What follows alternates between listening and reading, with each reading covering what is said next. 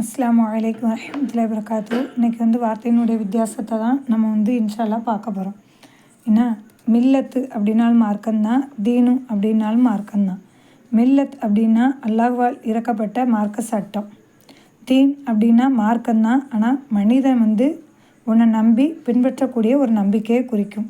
இப்போ குரான் ஆயத்து அதுக்கு அத்தாட்சியாக பார்ப்போம். மில்லத்த அபிக்கும் இப்ராஹிம் 22வது சூரா 78வது ஆயத்தில் உங்கள் தந்தை இப்ராஹிம் நபியின் மார்க்கம் அப்படின்னு அல்லாஹ் சொல்கிறான். ஏன்னா இப்ராஹிம் நபியுடைய ஒரு செயலையும் அல்லாஹ் நம்மளுக்கு மார்க்கமாக்கிட்டான். சரிங்களா, சட்டமாக்கிட்டான். சும்மா அவுஹைனா இலைக்க அனித்தபியா மில்லத்தை இப்ராஹிம் ஹனீஃபா அப்படி சொல்கிறான். அதாவது பின்னர் இப்ராஹிம் நபி அவர்களின் நேரான மார்க்கத்தை பின்பற்றும் உமக்கு வகி அனுப்பினோம், பின்பற்றும் என்று உமக்கு வகி அனுப்பினோம் அல்லாஹ் சொல்கிறான். 16 123வது ஆயத்து.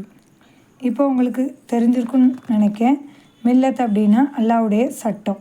சரிங்களா, இன்ன தீன இந்தல்லாஹில் இஸ்லாம் 3வது சூரா 19வது ஆயத்து. அல்லாஹ்விடம் ஏற்றுக்கொள்ளப்பட்ட ஒரு மார்க்கம் அப்படின்னா அது இஸ்லாம் மட்டும்தான்.